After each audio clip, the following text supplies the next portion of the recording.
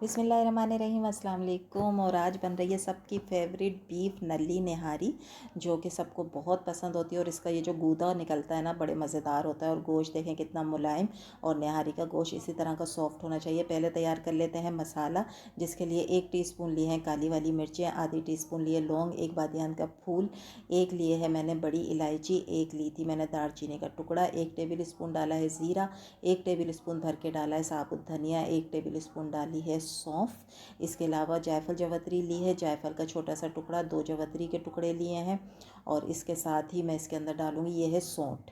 ये आपने डालनी है 1 टीस्पून, इससे ज़्यादा नहीं डालिएगा। 1 किलो हम गोश्त की तैयार कर रहे हैं, उसके हिसाब से ये मसाला तैयार हो रहा है। 6 से 7 लिए हैं मैंने हरी वाली इलायचियाँ, ये हम इसके अंदर डाल देंगे। इसके बाद कुछ ड्राई मसाले भी डालेंगे, जैसे कश्मीरी लाल मिर्च है 1 टेबल स्पून भर के डाल देंगे। 1 टीस्पून मैं डालूँगी इसके अंदर रेगुलर वाली लाल मिर्च, जो कि हम खाने में इस्तेमाल करते हैं। 1 टीस्पून डालेंगे इसके अंदर हल्दी, और 1 टीस्पून डालेंगे नमक।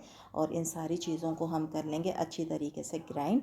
और ये बन गया आपका मज़ेदार होममेड निहारी का मसाला, इतना खुशबूदार। और एक दफ़ा इस मसाले से आप ज़रूर बनाइएगा, इंशाल्लाह फिर आप बाहर से कभी भी पैकेट नहीं ख़रीदेंगी। और ये देखें मसाला तैयार हो गया।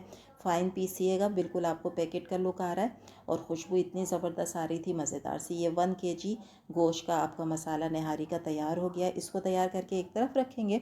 सारी चीज़ें पहले तैयार कर लेते हैं। 2 ली थी मैंने दरमियानी प्याज, जिसको मैंने फ्राई कर लिया था। अब ये वही वाला जार है जिसके अंदर अभी मैंने मसाला पीसा था। इसी के अंदर मैं इस प्याज को थोड़ा सा पानी डाल के जो है इसका पेस्ट तैयार करके रख लेंगे। ठीक है, तो सारी चीज़ें पहले तैयार कर लेते हैं, उसके बाद बस फिर जल्दी से आपकी निहारी तैयार हो जाएगी। थोड़ा सा पानी डालेंगे और इसका एक पेस्ट बनाना है। पेस्ट जो है वो बहुत पतला नहीं होना चाहिए, इस तरीके का पेस्ट होना चाहिए, लेकिन फ़ाइन होना चाहिए। ठीक है, ये भी हो गया। इसके अलावा मैंने लिया है गेहूं का आटा, जो रोटी वाला होता है, 3 टेबल स्पून। और इसको मैंने तवे पे हल्का सा सेक लिया था। अब हम कढ़ाई में लेंगे आधी प्याली के करीब, 1 प्याली के करीब ऑयल, क्योंकि इसमें ऑयल ज़्यादा जाता है। और ये मैंने लिया था निहारी का गोश्त, जिसको बोंग का गोश्त भी कहा जाता है। इसके टुकड़े आपने बड़े रखने हैं, क्योंकि निहारी में जो है ना वो बड़े टुकड़े ही डाले जाते हैं, छोटी बोटी नहीं डाली जाती। इसके अलावा मैंने ये ली थी नल्ली, 3 नल्ली थी, और बाकी गोश्त था। तो ये सारी चीज़ें मिलाकर वज़न जो है वो 1 किलो था। ठीक है, सारी चीज़ों का। अब हम क्या करेंगे कि ऑयल गरम है, उसके अंदर हम ये गोश्त डाल देंगे हड्डियों समेत। और अब हमने करनी है गोश्त की भुनाई, लहसुन अदरक डालकर। अच्छा, निहारी जब भी तैयार करते हैं ना, तो उसकी गोश्त की भुनाई पहले कर ली जाती है, क्योंकि जब गोश्त गल जाता है उसके बाद फिर आपने भुनाई नहीं करनी है, क्योंकि इसका गोश्त जो है ना वो बहुत अच्छा गलाना पड़ता है, नरम गलाना पड़ता है।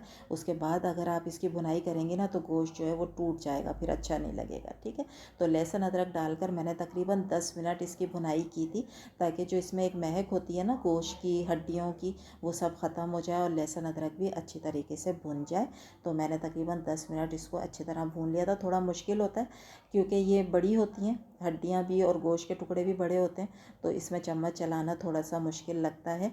लेकिन आप उलट पुलट करके इसको अच्छी तरह भून लिएगा। ठीक है, ये देखें, ये इसकी फ़ाइनल शक्ल आ गई थी इसको भुनाई करने के बाद। और अगर अब मैं आपको दिखाऊं कि गोश्त ये कितना अच्छा भुना है, तो ये देखें इसके ऊपर कलर भी आ गया भुनाई का। ठीक हो गया। अब हम डालेंगे इसमें चीज़ें, जैसे ये मसाला।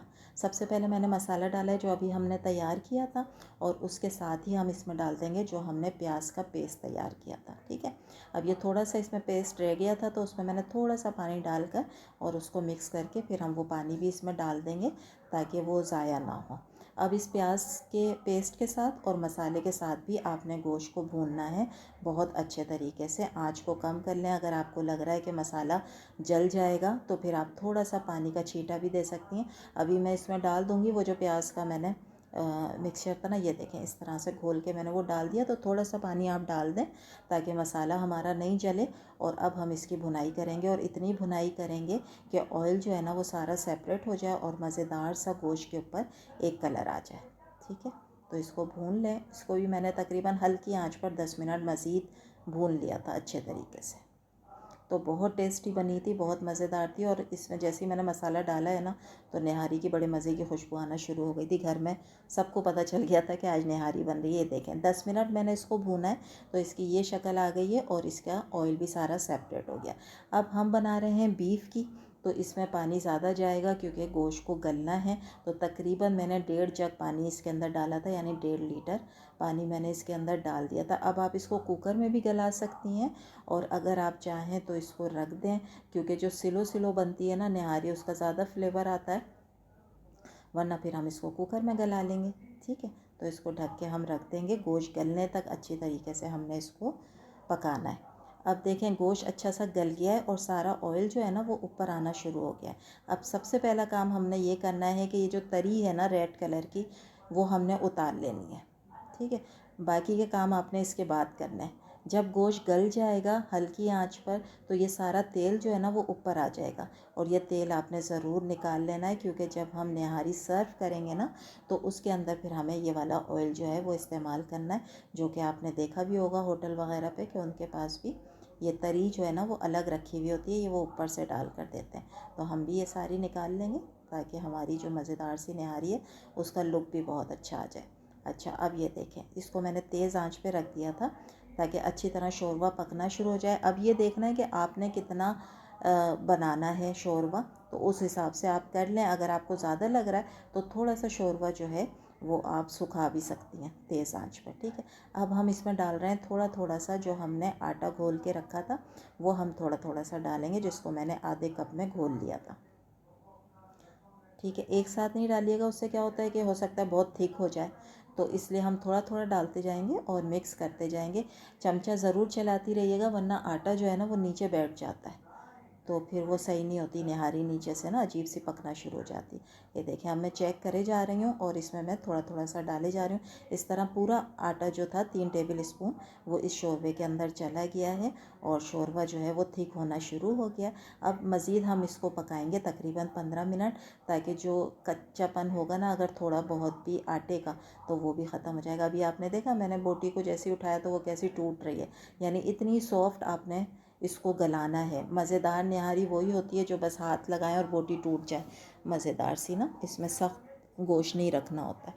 तो ये हो गए तकरीबन इसको 15 मिनट जनाब पकते हुए, और अच्छे तरीके से गाढ़ी भी हो गई है। बबल देखें इसके थोड़े से मोटे मोटे बनना शुरू हो गए, और निहारी की जो ग्रेवी है ना वो मज़ेदार सी थिक सी हमारी तैयार हो गई है। ठीक है, इससे ज़्यादा थिक नहीं करिएगा, फिर वो आटा आटा सा लगता है, वो भी नहीं अच्छा लगता। बहुत जगह की मैंने निहारी खाई है, तो वो जो बहुत आटे वाली होती है ना नहीं खाई जाती है।